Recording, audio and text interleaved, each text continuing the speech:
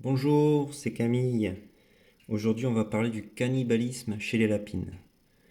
Alors, pour faire cette vidéo, j'ai choisi cette petite lapine qui a un peu plus d'un mois maintenant, que j'ai décidé de garder, future lapine que je viens de sexer. Voilà. Alors, le problème du cannibalisme chez les lapines, le plus souvent, c'est dû à un manque d'alimentation. Soit l'alimentation n'est pas assez équilibrée, soit il y a un manque tout simplement d'alimentation. Ou un manque d'eau.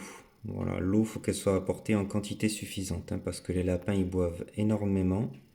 Et il faut savoir qu'une lapine qui vient de mettre bas, elle a une soif assez intense. Donc, le plus souvent, elle a besoin de boire énormément. Enfin, plus que d'habitude. Alors, l'alimentation, ce sera toujours pareil, de donner beaucoup de foin à volonté, ou de la luzerne, foin ou luzerne, comme vous voulez. Des déchets verts et le complément de granulés, bien sûr. Voilà, toujours une alimentation bien équilibrée. Le lapin ne supporte pas les déséquilibres alimentaires. Voilà, ça c'était la première condition qu'il peut y avoir pour le cannibalisme. Ça va être dû à l'alimentation ou qu'il n'y a pas assez d'eau. Donc la lapine va se nourrir de ces lapros qui viennent de naître parce qu'elle a justement une carence en fait. Un manque en protéines ou en minéraux. Alors, la deuxième cause, du coup, c'est les cas de carence nutritionnelle qui vont être dus à un manque de minéraux et de protéines, principalement, parce que c'est les plus gros éléments qu'un lapin peut manquer. Calcium, tout ce qui va être minéraux et protéines. Donc, en fait, la lapine, pour combler ce manque qu'elle n'a pas dans son alimentation, tout simplement, elle va se nourrir de ces lapros. Après, on va avoir tout ce qui est tout ce qui va être pour la troisième condition, ça va être quand une lapine va mettre bas pour la première fois. Tout simplement, elle va pas savoir comment faire, c'est sa première mise à bas, c'est assez stressant. Donc la lapine, elle va avoir tendance à manger tout simplement, c'est la pro, c'est sa première portée et elle s'y connaît pas trop encore, donc voilà. Bon, ce cas, il peut se présenter que sur la première portée et la seconde, par exemple, la portée sera sans problème de cannibalisme. Ce sera que pour la première. Après, ça peut être aussi dû à une lapine qu'on a fait reproduire beaucoup trop tôt. Il faut savoir que, bon, moi, les lapines, je les fais pas reproduire avant 6 mois pour du lapin fermier. Les lapins nains, c'est un peu plus tôt. Mais bon, ça dépend, chaque race, c'est différent. Mais les lapines, je les fais pas reproduire avant 6 mois. Et les mâles avant 7 mois. Entre 7 et 8 mois, quoi. Mais 7 mois, c'est bien. Voilà, pas trop tôt. Sinon, le problème, c'est que si la lapine, on la met avec le mâle trop tôt, ça va la stresser, elle va avoir des soucis de mise à bas parce que justement elle est trop jeune et voilà. Après, il va être toutes les conditions de stress en fait, les gros moments de stress quand la femelle va mettre bas. Ça peut être comme un gros orage, du bruit près du clapier, des bruits incessants, tout ce qui va l'effrayer ou la stresser pendant son accouchement. Voilà, donc il faut toujours qu'elle soit au calme. C'est pour ça d'ailleurs que les lapines elles font toujours les lapros le plus souvent à l'aube, parce que justement c'est le moment le plus calme et là où elles savent qu'elles sont le plus tranquilles pour faire leur portée. Voilà, bon après ça peut être dû aussi à un voisinage trop proche d'un mâle, parce qu'il faut savoir que le mâle il le sent quand il y a une lapine pas loin, donc il va faire que taper, gratter. Les mâles ils changent beaucoup d'attitude quand ils sont trop proches des femelles. Enfin, moi, j'ai pu le remarquer dans mon élevage. Quand j'en avais une, ça va, il était plutôt calme. Et maintenant, il est tout le temps à l'affût, toujours surexcité. Son comportement a vachement changé. Il est devenu très très nerveux. Et il marque énormément son territoire aussi. Qu'avant, il ne me le faisait pas autant. Voilà, donc ça, c'est très important. Quand vous les avez en clapier, par exemple, d'éloigner le plus possible les mâles reproducteurs des femelles pour pas les stresser quand elles vont mettre bas. Qu'est-ce que je voulais ajouter? Après, il faut savoir que chez certaines lapines, l'instinct maternel, il peut ne pas se déclencher. Ça, c'est important de le savoir. Alors là, du coup, on parlera de cannibalisme sur, euh, sur toutes ses portées, du coup, vu que le problème, c'est que si l'instinct maternel ne se développe pas chez la lapine, elle va avoir tendance à manger les lapros sur chacune de ses portées. Alors la solution, ben, c'est tout simplement ben, d'éliminer les lapines qui présentent cette pathologie, hein, tout simplement, hein. Voilà, de ne surtout pas les garder, et si elle vous fait quelques bébés viables qu'elle ne mange pas, de ne pas les garder dans votre élevage. Voilà, pour pas garder des problèmes comme ceci dans votre élevage, hein. Parce que bon, après c'est dans les gènes, hein, donc tout ce qui va être génétique, il faut éviter de garder des lapines qui font preuve de cannibalisme dans votre élevage, hein. C'est surtout ça à respecter. Après, il faut toujours juger sur entre 2 à 3 portées, parce que bon, comme je vous dis, elle peut stresser sur la première portée et faire preuve de cannibalisme, si elle est dérangée, ou enfin s'il y a toutes les conditions que je vous ai citées. S'il y en a l'une d'elles qui est en cause, elle peut faire preuve de cannibalisme. Et par exemple, si vous réglez ces soucis-là, sur la deuxième et la troisième portée, ça peut se passer très bien et vous pourrez avoir des très belles portées de la pro sans aucun souci. Donc le but, ça va être de ne pas juger que sur une portée et d'attendre au moins 2 ou 3 portées pour vous faire un avis sur la lapine.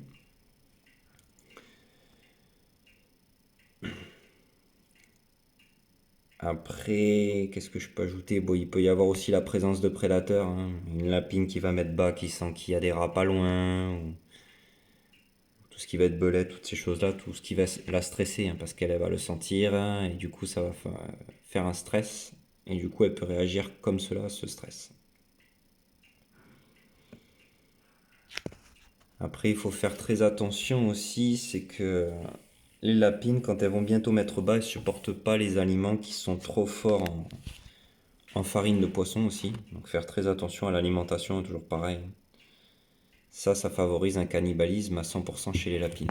Faut surtout pas, les aliments qui sont trop riches en farine de poisson, faire très attention. Voilà.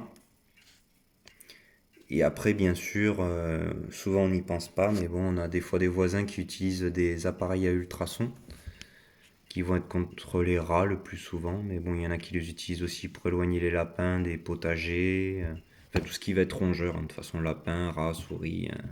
Bon, ça éloigne les oiseaux aussi, ça dépend les appareils, hein, mais bon, en général, c'est plutôt pour les rongeurs qu'on les utilise. Et il faut savoir que ces appareils, selon l'appareil que vous prenez, ils ont entre 10 à 50 mètres de distance. Donc le problème c'est que si vous avez un voisin proche qui utilise ça, ben, vos lapins, ça va très vite les stresser, hein. Parce que c'est... Nous on le ressent pas, mais eux ils le ressentent énormément. Et du coup c'est pareil, hein, des lapines stressées, ben, vous allez voir beaucoup de cannibalisme sur l'ensemble de votre élevage. Voilà, ça va être un gros stress, tout ce qui est appareil à ultrasons. Voilà, donc des fois c'est des problèmes qu'on va pas déceler forcément dans notre élevage, mais qui peuvent venir de l'extérieur. Comme les prédateurs. Prédateurs, ultrasons, tout ça, c'est ce qu'il faut faire vraiment attention. Voilà. Je pense que j'ai à peu près tout dit. Après... Ah oui, je voulais aussi vous poser la question. À votre avis, le cuniculteur doit-il intervenir lors de la mise à bas, s'il y a des complications? Alors pour ma part, la réponse, ben, c'est non, hein, parce que il ne faut surtout pas intervenir pendant une mise à bas. Elle doit se produire naturellement, sans déranger la lapine. Et il faut savoir qu'en général, il y a très peu d'incidents pendant la mise à bas. S'il y a des incidents, en général, c'est qu'il y a un souci dans l'alimentation ou toutes les raisons que je vous ai citées. C'est un souci plus de l'élevage en lui-même que de la lapine. Il faut savoir aussi que la lapine ne supportera pas... Hop, ça pas. La lapine ne supportera pas que vous interveniez pendant la mise à bas, hein, parce que pour elle, c'est un moment de calme, d'intimité. et vous allez la déranger. Et là, par contre, elle risque de vraiment manger tous ces lapros ou de les abandonner, de tout simplement ne pas les sevrer, ne pas les allaiter. Voilà, ça c'est le point très important. Moi, je sais que les lapros, je les manipule entre 10 et 14 jours, pas avant, hein. Bon, le mieux c'est d'attendre 2 semaines.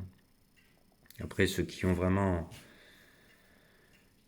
une très bonne relation avec leur lapine, vous pouvez les manipuler dès les premiers jours. Mais bon, je vous conseille de pas le faire, hein, si vous avez des doutes, franchement. Enfin, moi, je sais que je le fais pas, hein, personnellement. Parce que bon, chaque lapine a son caractère, hein, mais bon, dans la majorité des cas, elle supporte pas très bien que vous les... Enfin, elle ne va pas supporter du tout que vous manipuliez les lapros. Voilà. Donc soit elle risque de les abandonner tout simplement, de ne pas les sevrer, ou sinon elle risque carrément de les manger. Voilà, donc le mieux c'est d'éviter tout stress. Donc si vous voulez les compter, voir si tout va bien, ben, vous attendez au moins une dizaine de jours. Moi c'est ce que je fais parce que bon,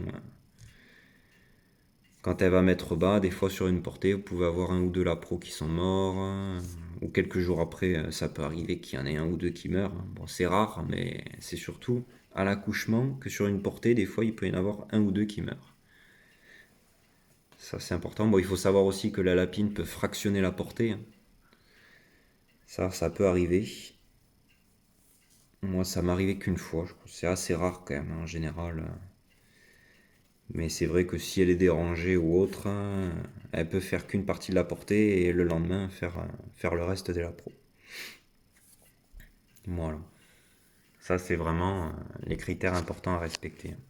Surtout éviter de déranger la lapine quand elle est en pleine période d'accouchement. Et toujours ce que je conseille, c'est de bien nettoyer le clapier 4-5 jours avant l'accouchement. Donc c'est pour ça que je note toutes les périodes d'accouplement et je calcule les périodes de mise à bas tout simplement. Et 4-5 jours avant, je nettoie le clapier, nickel. Voilà, bon, il faut savoir que 4-5 jours avant, la lapine, elle prend du foin, elle va s'arracher les poils en bas du ventre pour faire son nid. Donc là, ça va être le signe que faut que vous commenciez à bien nettoyer, lui mettre du foin à volonté ou de la paille pour qu'elle fasse son nid. Bon, moi, j'utilise que du foin, principalement. En grosse quantité, il faut pas qu'elle manque de foin pour faire son nid. Parce que ça aussi, ça peut être une cause du cannibalisme, ça va être que la lapine, elle va stresser en fait parce qu'elle peut pas faire son nid. Ça, c'est très important. Bon, elle peut s'arracher les poils, mais bon, quand c'est dans des clapiers en béton, moi, ce que je conseille, c'est d'utiliser une cagette en bois, hein, tout simplement, que vous récupérez dans les supermarchés, hein, et de mettre beaucoup de foin dedans. Et elle, après, va venir arracher ses poils et faire son nid. Comme ça évite qu'elle soit même le béton, surtout en hiver, hein, parce que le béton, c'est assez froid. Et voilà, ça lui fait un stress en moins. En général, elle va carrément le faire dans la cagette. Bon, ça arrive pour certaines qu'elle ne le fasse pas dans la cagette. Parce que, en fait, une lapine, elle aime bien être cachée quand elle va faire sa portée.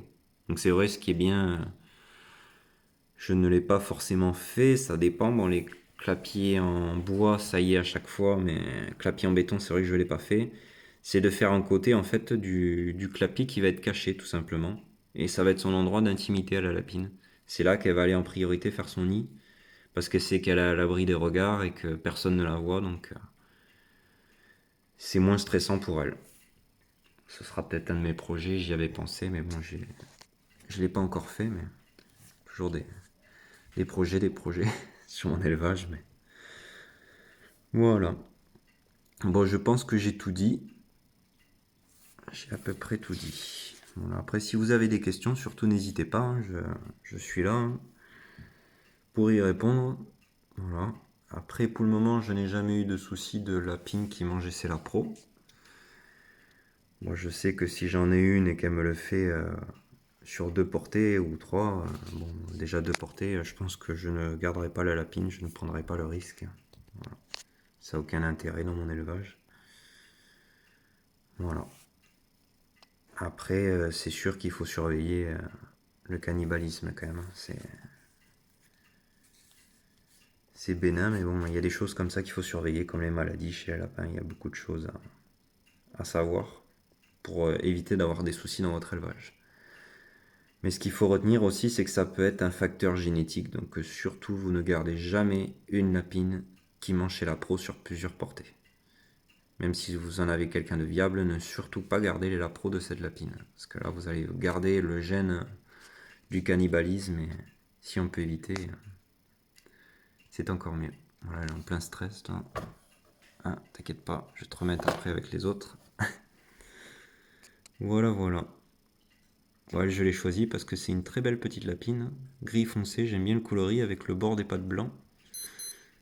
C'est la première fois que j'ai cette couleur. Bon, en général, j'ai à peu près tous les coloris, hein, vu que c'est du croisement lapin fermier et géant papillon. Voilà, c'est issu d'hybridation, cela. Et d'ici peu, je vous ferai la présentation de mes lapins papillons pure race, que je vais attaquer la reproduction pour faire que du pure race, en fait. Ils seront pas pour la consommation, ceux-là. Voilà. Ben, je vous remercie à tous ceux qui me suivent. Si vous avez des questions, n'hésitez pas. Et après, si vous aimez ma vidéo, ben, n'hésitez pas à aimer, à partager et à vous abonner si vous n'êtes pas encore abonné, hein. Si on peut partager nos expériences, c'est toujours sympa entre éleveurs de lapins fermiers. Allez, merci, bonne journée.